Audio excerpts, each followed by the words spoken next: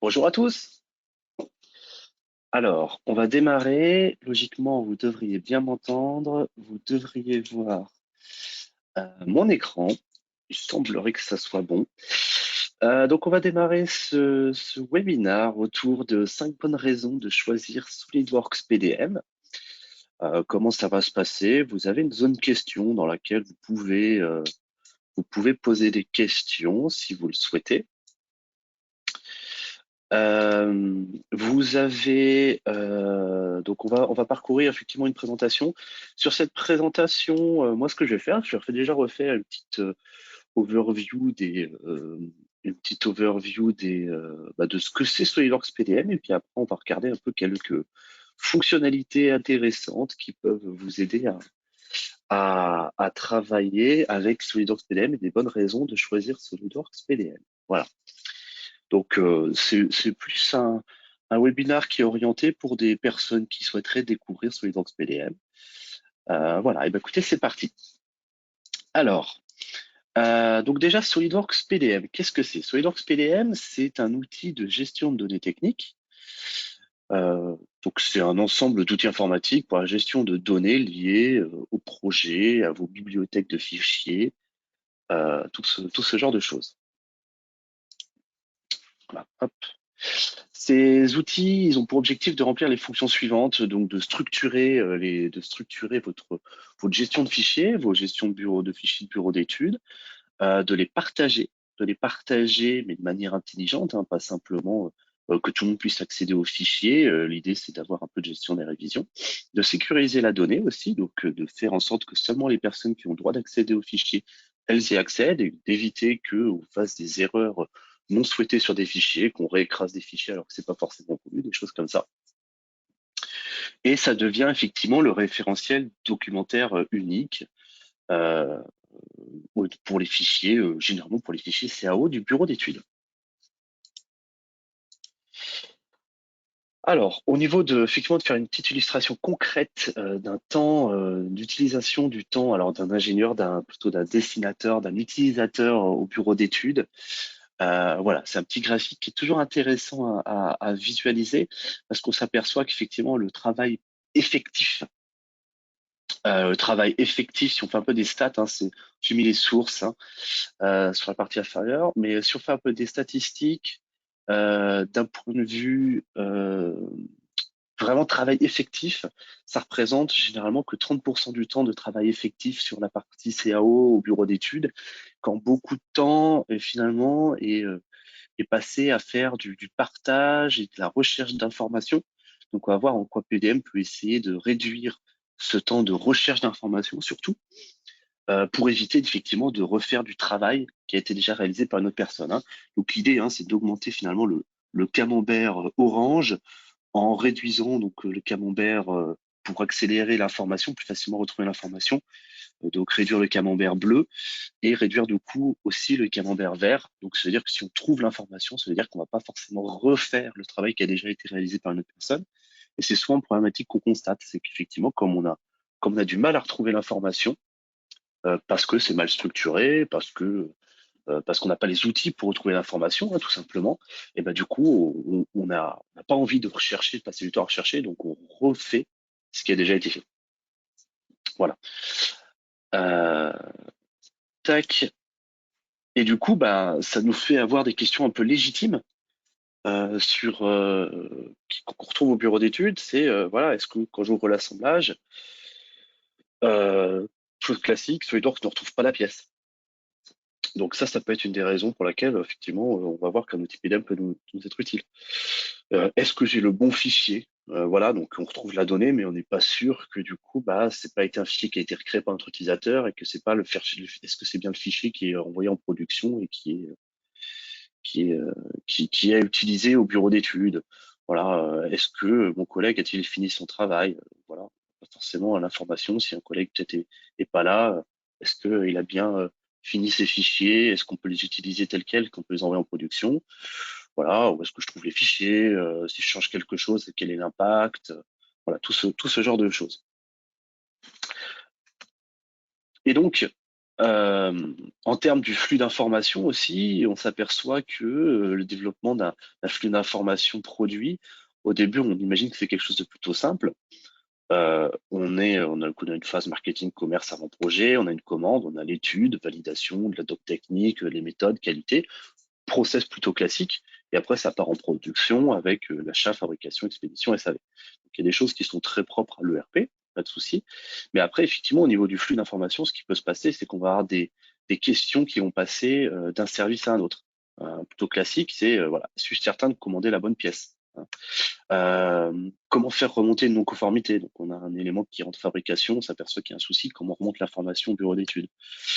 Est-ce que en SAV, est-ce que c'est finalement le plan que je suis en train de visualiser, de quelle version il s'agit?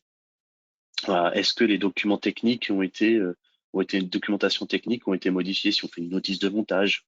Est-ce que effectivement ça utilise le bon fichier 3D, la bon visuel du fichier 3D? Est-ce que les modifications clients sont-elles prises en compte en études, pour les achats, en fabrication? Et voilà. Et comme ça, on s'aperçoit qu'effectivement, on a beaucoup d'informations qui naviguent entre tout ça.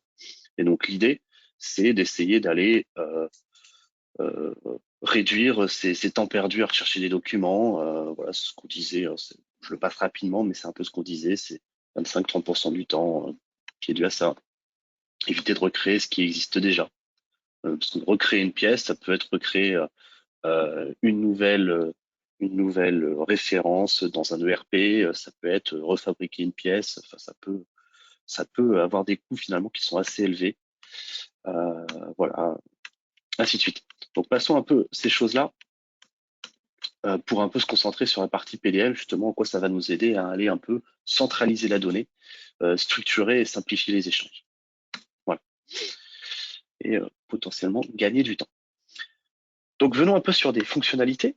Moi, je vous ai fait des petites vidéos pour montrer des fonctionnalités qui vont pouvoir nous aider à répondre à toutes ces petites questions et vraiment concrètement comment ça fonctionne. Donc SolidWorks PDM, déjà, une des 5 raisons de choisir SolidWorks PDM, une des premières raisons qui n'est pas forcément dans mes slides ici, mais qui est intéressante à dire quand même, une des raisons bonus, c'est que l'accès à SolidWorks PDM se fait majoritairement à travers une interface Windows Explorer. Donc une interface Windows Explorer, l'intérêt, c'est que ça soit super simple d'accès. Peu importe si vous n'avez pas besoin d'une formation spécifique pour savoir accéder à la donnée. Si vous savez utiliser un explorateur de fichiers, ce qui est le cas pour tout le monde, vous savez accéder à de la donnée qui est dans SolidWorks PDM. Là où vous pourrez avoir des outils qui sont des fois plus complexes, où il faut avoir une interface bien particulière. Voilà. Là, on est dans un explorateur Windows qui est très pratique. Donc, déjà, l'accès à la donnée, la retrouver de la donnée dans SolidWorks PDM, c'est très simple au travers de son interface. Mais en plus, ça vient ajouter des outils supplémentaires.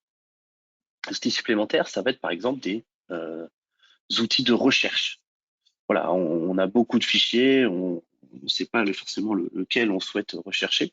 Et donc là, tout en haut à droite, vous avez un outil de recherche qui remplace le fichier, le dossier, la recherche Windows et qui est une recherche instantanée dans l'ensemble de vos données gérées par SolidWorks PDM. Il n'y a pas de temps d'attente pour trouver des documents. Et donc, en fonction, là, vous voyez que vous pouvez rechercher par nom de fichier. Et en fait, quand vous cliquez ici, vous voyez que on peut rajouter des critères supplémentaires. Des critères qui sont peut-être des métadonnées SolidWorks. Donc, rechercher par la description du fichier, par le nom du client, par le nom du projet, par la matière. En réalité, on peut mettre ce qu'on veut ici. Donc voilà, donc on va rechercher en plus que le nom de fichier, plein d'autres critères. Et ensuite, on va aussi pouvoir se créer ce qu'on appelle des cartes de recherche. Donc ça, c'est personnalisable, ce que vous voyez à l'écran. Ça permet de rechercher voilà, par différents, via une carte qui peut être customisée pour vraiment chercher par les critères qu'on souhaite. Et là, dans l'exemple qu'on voit, on recherche par la description et à la fois dans la codification, par exemple. Voilà, donc ça, c'est complètement personnalisable. Et quand vous retrouvez vos documents, vous avez possibilité de le visualiser dans la partie Viewer de SolidWorks PD. Voilà. Ensuite, deuxième chose intéressante, c'est les cas d'emploi. les cas d'emploi, vous avez trouvé des documents et maintenant vous dites, bah, est-ce que je vais aller le modifier, est-ce que je peux le modifier? Attendez, tac. Ok, il y avait une question. C'est les questions, j'étais pas à les poser. Première question, c'est est-ce qu'il y aura un lien pour revoir la présentation? Oui, il y aura un lien. Ce sera envoyé. Donc continuons. Tac. On va reprendre. Hop, voilà, reprenons. Donc aussi une autre chose supplémentaire, qui est super intéressant, c'est les cas d'emploi. Vous avez un document, voilà, on vous dit qu'effectivement il y a une non-conformité, il faut le modifier, et vous savez pas forcément l'impact que ça va avoir de modifier ce document. Vous n'avez pas l'impact sur les projets en cours, sur les différents projets que ça va aller modifier. Et donc là, vous voyez qu'en bas à droite, là, vous avez un onglet Utiliser dans. Vous cliquez sur votre pièce, la pièce que vous voulez modifier, vous allez dans l'onglet Utiliser dans, et vous savez dire que ça va être utilisé dans tel assemblage, dans telle mise en plan, et ainsi de suite, et retrouver finalement les parents de cette petite pièce que vous souhaitez modifier, ou ce gros assemblage que vous souhaitez modifier. Ça, c'est des choses qu'on voit généralement dans l'ERP. Sauf qu'aujourd'hui, vous êtes au bureau d'études, vous travaillez sur le fichier de CAO, c'est peut-être pas forcément, c'est peut-être pas la licence, vous l'avez peut-être, mais vous n'avez peut-être pas forcément la licence de RP, vous n'avez peut-être pas envie d'ouvrir le RP, de retrouver le code article, de renseigner le code article, de rechercher les liens, ce genre de choses. Si, si vous pouvez simplement cliquer sur votre fichier et aller dans l'onglet Utiliser dans, c'est quand même beaucoup plus simple pour retrouver vos liens, vos cas d'emploi. Voilà. Et donc ça, c'est super intéressant. Voilà, continuons là sur les cas d'emploi. Vous avez aussi, donc cas d'emploi, vous l'utilisez dans, vous avez une vision Treehouse. Je vais juste revenir un petit peu hop, en arrière, on va juste s'arrêter là, petite pause ici. Vous avez une vision Treehouse qui permet de voir une arborescence plus visuelle de vos composants. Donc ça, c'est très pratique. Cette chose-là, vous pouvez l'exporter en fichier image si vous voulez la communiquer d'ailleurs à l'atelier. Voilà, c'est simplement une autre vision pour avoir ça. Euh, hop, tac, il s'est pas relancé, on relance. Voilà, cette vision-là, qui est bien pratique pour pouvoir visualiser avec une petite vignette. D'ailleurs, si vous voulez exporter aussi cette chose-là en fichier Excel, pour trouver les vignettes dans le fichier Excel. Très intéressant aussi. C'est souvent demandé ça. Et donc là, vous pouvez effectivement aller cliquer sur votre document et le modifier. Voilà. Ensuite, vous avez une notion de cycle de vie. Donc tous ces fichiers-là, effectivement, vous savez les retrouver, vous savez où est-ce qu'ils sont, vous savez les modifier. Et quand vous les modifiez, vous pouvez peut-être faire ça proprement, vous voulez peut-être utiliser une notion de cycle de vie. Donc la notion de cycle de vie, c'est que vous allez sélectionner votre élément et vous allez pouvoir dire, OK, bah, j'ai fini mes modifications, l'assemblage est fini, est-ce que tu peux le vérifier? Et du coup, ça va envoyer une notification à un autre utilisateur. Enfin, encore une fois, c'est personnalisable, hein. Mais par exemple, là, je suis un autre utilisateur, donc si c'est ce qu'on va voir, on va se déconnecter de mon PDM, on va simuler que je suis plus un utilisateur, mais que je suis par exemple le responsable du bureau d'études. Je me connecte. Moi, je peux avoir une notification qui m'indique qu'effectivement ces fichiers-là sont à valider. On l'a pas forcément dans l'exemple ici. C'est via une notification interne à PDM ou par mail, au choix. Et donc, il peut effectivement voir tous les fichiers qui sont en attente de validation, vérifier ça. Il n'a pas besoin d'une licence SolidWorks pour vérifier les documents, hein. Au travers du PDM, il peut visualiser les documents et il peut effectivement dire que c'est valide. Et donc, vous avez rapidement, en un coup d'œil, l'état du document. Vous pouvez savoir si un document est en cours de travail, s'il est validé, ce genre de choses. Lors de la validation d'un document, on peut imaginer qu'il y a aussi des tâches automatisées qui se lancent. La tâche automatisée, ça peut tout à fait être un PDF qui se crée automatiquement. On voit ici, il y en a qui sont créés d'ailleurs. On peut les ouvrir, hein, voilà, on peut en faire ce qu'on veut, on peut même les exporter en dehors de PDM s'il le faut, dans un dossier bien spécifique. Voilà. Et bah, le chef d'atelier aussi, s'il trouve qu'il y a une non-conformité, par exemple, sur un document, il peut dire bah, il faut faire une modification d'une pièce, par exemple.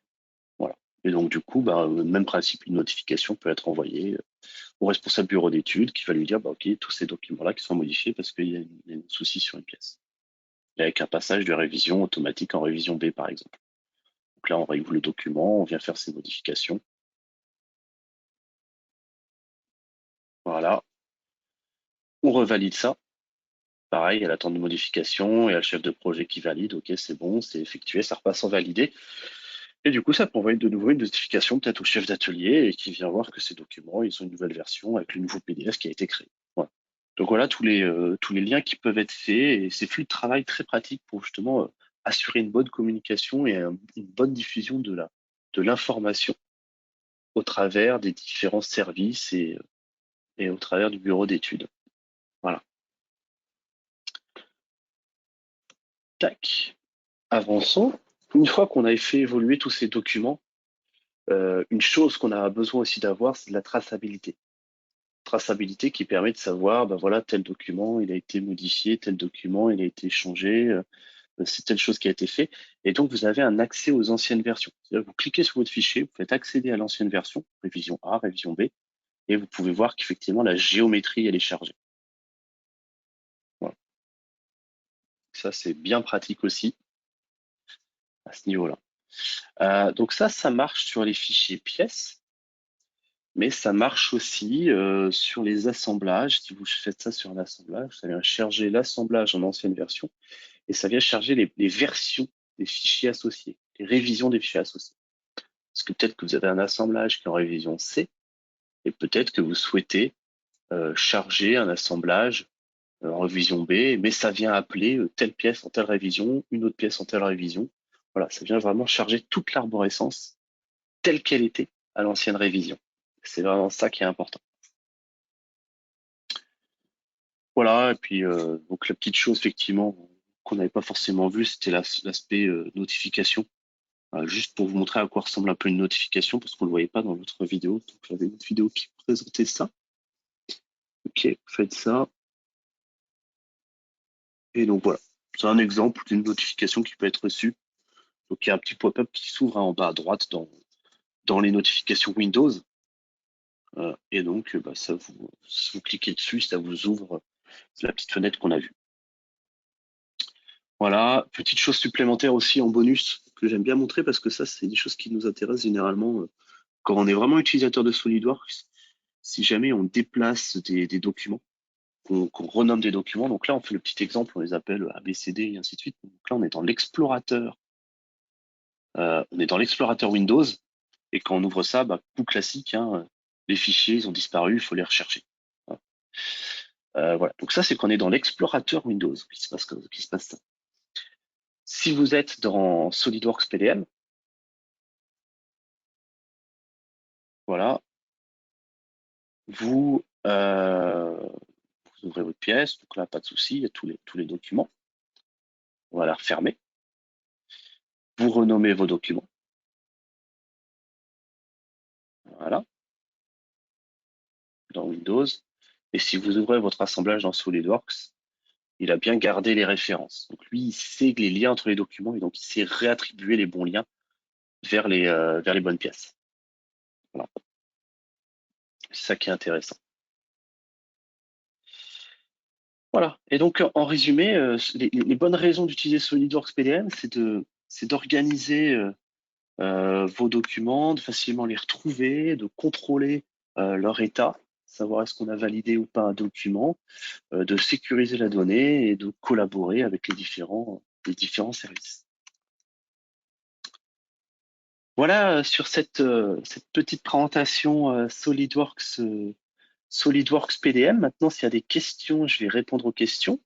Avant de répondre aux questions, je voudrais juste vous dire qu'effectivement, si vous voulez aller plus loin sur PDM, n'hésitez pas, vous pouvez suivre ce lien qui est ici, qui vous permet de prendre rendez-vous pour la partie PDM, pour justement peut-être discuter plus en détail de fonctionnalités PDM avec une personne de chez nous. Et pareil, si jamais vous souhaitez donner vos avis sur ces webinaires, c'est important pour nous, ça nous permet aussi de nous améliorer. Et donc, vous avez un lien que vous pouvez suivre à cet endroit-là. Je vais reposter les liens dans je vais reposter les liens dans le chat. Et je vais répondre en parallèle aux questions. Ok, alors déjà, on va remettre juste les liens. Tac.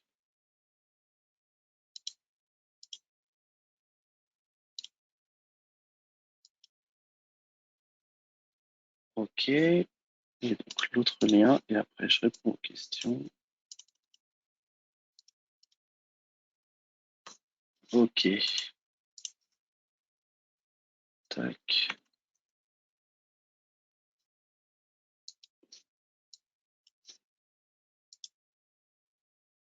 Voilà.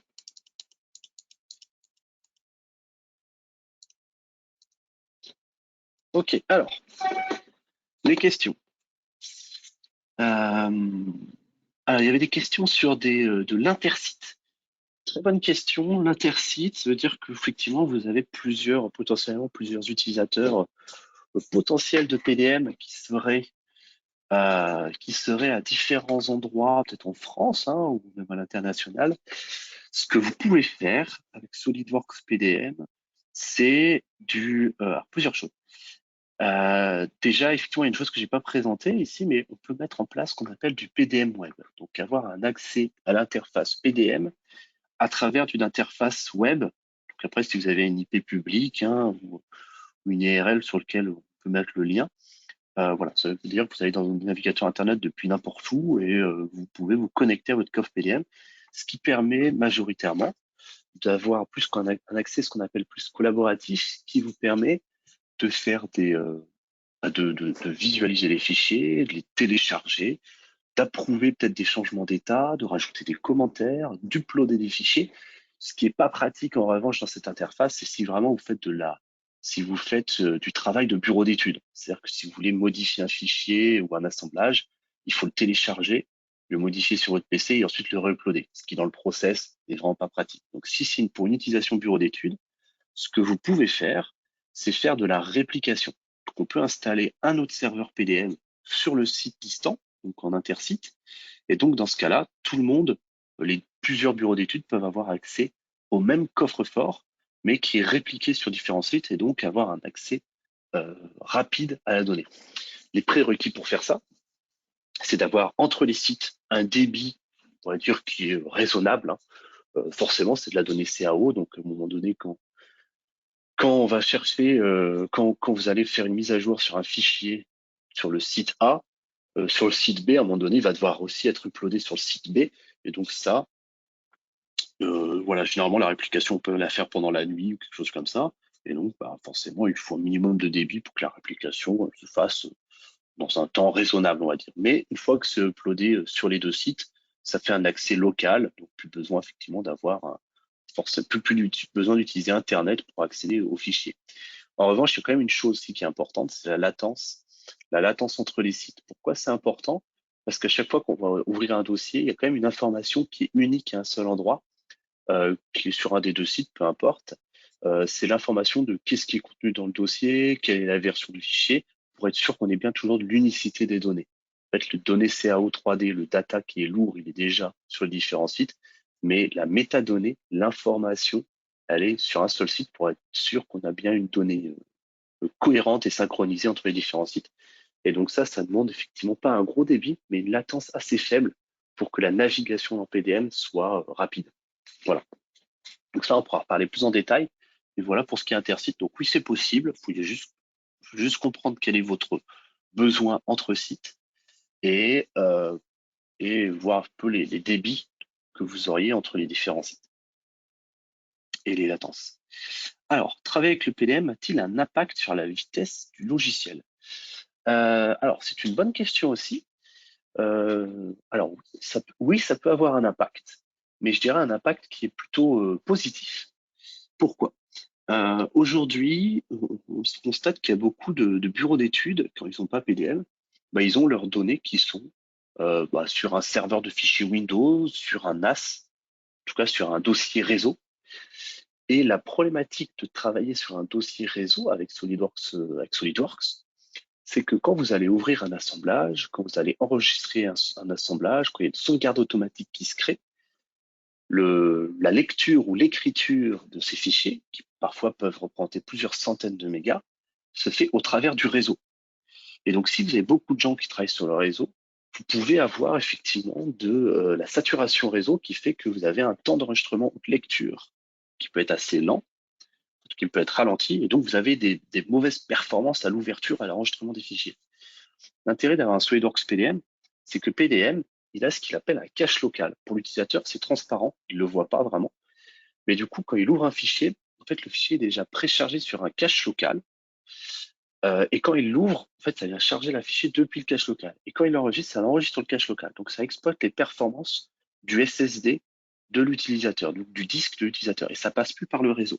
Ce qui veut dire que l'enregistrement est comme si vous faisiez un enregistrement sur votre disque, sur votre bureau.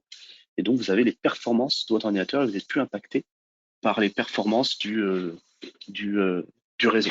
Et donc, c'est au moment donné où vous faites une notion, ce qu'on appelle d'archivage dans SolidWorks PDM, que là, la donnée est re-uploadée sur le serveur. Donc voilà, donc en fait, on a un accès serveur qui est réduit par rapport à une gestion sur un serveur de fichiers classique. Donc on a des meilleures performances. Mais sinon, à part ça, au niveau de l'utilisation, voilà, dans les fonctionnalités SolidWorks classiques, ça ne va pas faire de modification, ça ne va pas rallonger ou quoi que ce soit. Alors, hop, une question.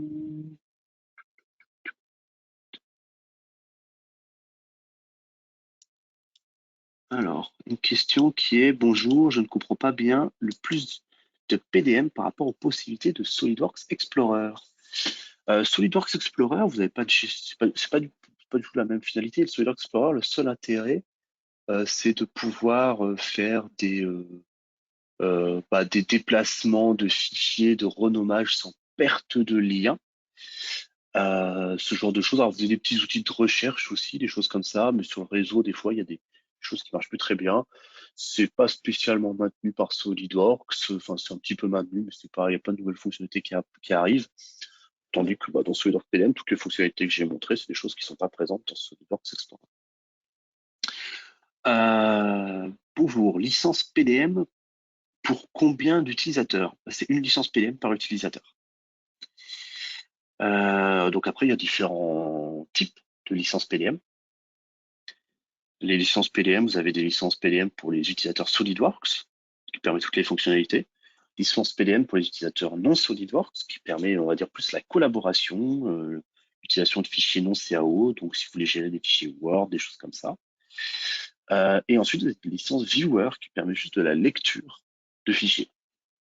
Ensuite, quel serveur Windows? Donc, il faut un serveur Windows 2016 minimum. Voilà, on conseille même maintenant de 2019. Hein. Quelle taille de stockage prévoir en fonction du stockage actuel? Eh ben, globalement, c'est difficile à définir.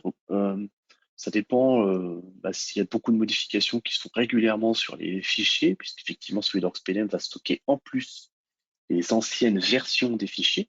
Alors, on peut avoir des stratégies pour supprimer au bout d'un certain moment les très vieilles versions. Enfin, on peut mettre des stratégies finalement pour libérer de l'espace, mais globalement, forcément, ça va prendre un peu plus d'espace puisque les anciennes versions des fichiers sont stockées. Euh, donc voilà, donc forcément, voilà, ça vient utiliser plus d'espace. Donc c'est difficile après à dire combien d'espace en plus est nécessaire. Euh, alors, quelle licence Windows 2019 Server? C'est du Windows, c'est de la licence standard. Hein. Pas besoin d'une licence particulière. Alors, je sais plus en 2019 maintenant quels sont les noms des versions, mais je sais qu'à l'époque, il y avait une version en dessous de standard, mais celle-là, elle n'était pas officiellement supportée. Donc, c'est du Windows standard, serveur standard, et je crois qu'il y a une version Enterprise au-dessus en plus, mais ça, c'est pas nécessaire. Si vous en avez, ça marche, évidemment, mais c'est pas nécessaire. Ou les versions Data Center, je sais plus. Mais la version standard de Windows Server. Alors, pour les coûts de licence, ça, je vous inviterai à contacter la partie commerciale. moi, je serais pas en mesure de vous les dire, les coûts de licence. Et du coup, ouais, contactez la partie commerciale et ça, ils pourront vous renseigner.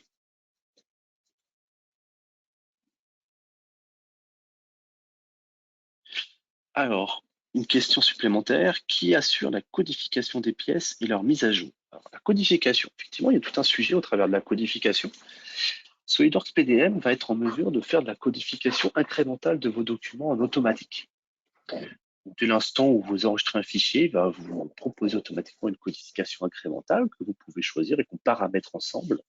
Après, si vous souhaitez faire de la codification plus complexe, faut regarder parce qu'on peut avoir des schémas de codification des fois dans certaines entreprises qui sont très complexes, qui vont ce qu'on appelle faire des codifications descriptives avec un compteur incrémental qui vient se remettre à zéro suivant sa racine. Je m'explique. Vous avez une pièce qui est, pour une pièce de tôlerie, ça va être T, pour une pièce de construction, ça va être C, pour une pièce usinée, ça va être U, suivi d'un compteur. Et des fois, on peut avoir la pièce T01 pour la première pièce de tôlerie, T02, T03 et ainsi de suite. Et quand vous passez sur une pièce usinée, vous voulez pas que ça soit U04, U05, vous pouvez pas que ce compteur suive soit un compteur qui soit commun à tous les types de pièces. Vous voulez peut-être un compteur qui se remette à 1 si c'est la première pièce usinée que vous faites. Donc vous avez T01, T02, T03. Et dès que vous passez sur une pièce usinée, vous voulez peut-être U01, U02 et pas U04. Et donc, dans ce cas-là, c'est effectivement des schémas de compteurs, des codifications qui peuvent être un peu plus complexes à mettre en place. Et dans ce cas-là, effectivement, on a des plugins juste orientés codification qui permettent de répondre à ces besoins-là. Donc, encore une fois, bon, faut voir dans le détail qu'est-ce qu'on peut faire, qu'est-ce qu'on peut pas faire. Mais voilà, on a de la codification automatique. Il faut voir le niveau de complexité que vous souhaitez mettre en place. Voilà. Alors ensuite, une question que j'ai peut-être pas saisie, c'est quelle version de SolidWorks compatible depuis 2018? Alors j'ai peut-être pas très bien saisi la question, donc vous pouvez la reformuler la limite. Après, bon, je peux parler effectivement des versions. Donc SolidWorks PDM, vous pouvez avoir des SolidWorks PDM 2018, pas de souci. En gros, ah d'accord, vous utilisez plusieurs versions de SolidWorks. Vous avez un support officiel jusqu'à, je ne sais plus, c'est 2 ans ou 3 ans d'antériorité. C'est-à-dire que si vous mettez un SolidWorks PDM 2020, vous pouvez utiliser SolidWorks 2000. Alors je ne sais plus si c'est 2017 ou 2018. Il faudra que je revoie. Je ne sais plus si c'est 2 ou 3 ans. Je crois que c'est 3 ans. Vous pouvez utiliser du SolidWorks 2017, 2018, pardon, du coup 2018, 2019, 2020, si c'est 3 ans. 3 ans, 3 versions inférieures. Voilà. Donc, il faut que les versions inférieures soient euh, c'est les versions inférieures de SolidWorks. Ça marche pas dans l'autre sens. Ça veut dire que vous pouvez pas avoir un SolidWorks 2020 avec un PDM 2018. Soit PDM 2020 avec SolidWorks 2018 ou 2019 ou 2020. Petite chose à noter en plus. Voilà. Donc ça, c'est le support officiel jusqu'à 3 ans avant.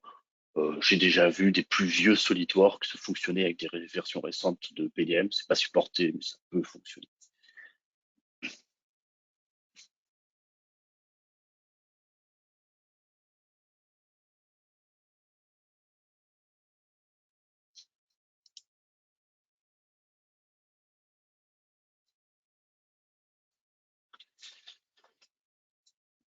Ok. Bah, écoutez, il n'y a pas l'air d'avoir d'autres questions.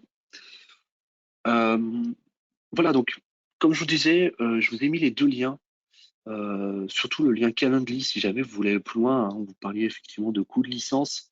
Bon, n'hésitez pas, cliquez sur le lien, prenez un rendez-vous avec la partie commerciale si c'est ce genre de choses qui vous intéresse. Et même s'il y a besoin d'aller plus loin sur des aspects techniques, prenez rendez-vous et on pourra faire un rendez-vous plus orienté technique sur des points particuliers, hein, ça peut être codification ou autre chose. Il n'y a pas de souci. Euh, voilà. Alors, dernière question avant qu'on finisse. Comment se fait l'intégration avec l'URP? Si vous voulez faire une intégration avec l'URP, il y a plein de façons de faire en réalité. Faut voir en fonction de l'URP et surtout faut voir en fonction de quelles sont les méthodes d'import de données dans l'ERP. Euh, voilà, très généralement, encore beaucoup aujourd'hui, on passe par des exports de fichiers, des fichiers qui sont formatés, généralement du XML, qui sont formatés pour être lus correctement par l'ERP et qui sont importés soit via un import manuel et qui évite la ressaisie, soit des tâches automatisées qui viennent apporter tout ça. Voilà. Généralement, c'est ce qu'on fait. Est-ce qu'il y a des ERP non compatibles? Je dirais que oui, il y en a toujours des incompatibles, hein, des ERP peut-être qui ont été développés spécifiquement ou des vieux ERP. Il y en a des incompatibles. Aujourd'hui, en tout cas, les ERP du marché récents, j'en connais pas d'incompatibles. Tous les ERP du marché, ils ont normalement des méthodes d'import de données. C'est très rare d'avoir des ERP qui n'ont pas de méthode d'import de données. Voilà. Donc, je dis très souvent compatible. Et est-ce que PDM pourrait gérer des fichiers autres d'une autre application? Altium, développement de cartes électroniques. Alors, oui, en fait, vous pouvez gérer d'autres fichiers autres que SolidWorks, hein. Vous pouvez gérer ce que vous voulez comme fichier dans PDM, faire des cycles de vie, des choses comme ça. Il n'y a pas de souci. Après, les autres documents, des fois, ce qui peut nous intéresser, c'est avoir le complément qui s'intègre dans PDM. Pour les fichiers Altium, il faudrait que je regarde parce que je crois qu'il y a un complément Altium qui permet de s'intégrer avec le plugin qui va bien dans Altium pour la gestion des fichiers PDM. Voilà, j'ai pas la réponse comme ça, mais en tout cas, vous pouvez gérer les fichiers Altium dans un fichier PDM. Ça, il n'y a pas de souci. Et je crois même que ça va un peu plus loin puisque vous avez un connecteur, en fait un plugin. Le plugin, il vous permet simplement d'avoir un petit onglet dans Altium qui vous permet de savoir l'état des fichiers, pouvoir faire des opérations de changement d'état depuis l'interface Altium. Et globalement, après, au-delà de ça, il n'y a pas de souci, vous pouvez les gérer. Et est-ce qu'il y a des modules d'export autre format? Oui, tout à fait. Quand vous êtes sur un fichier 3D ou fichier mis en plan, vous pouvez globalement faire tous les fichiers d'export, les formats d'export que vous retrouvez dans SolidWorks quand vous faites enregistrer sous. Donc de l'IFC, du DWG, il n'y a pas de souci.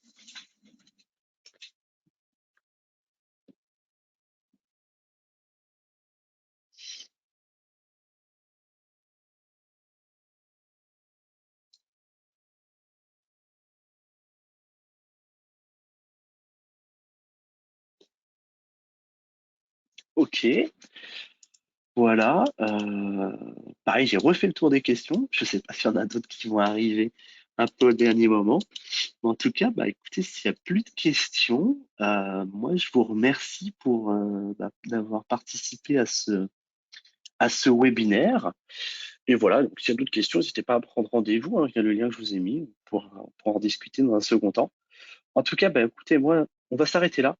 Je vous souhaite du coup un bon vendredi et puis un bon week-end et, euh, et un prochain rendez-vous. Effectivement, quelqu'un voulait me demander mon nom, c'est Stéphane Witterwald. Voilà. Euh, Très bien. Bonne journée, au revoir.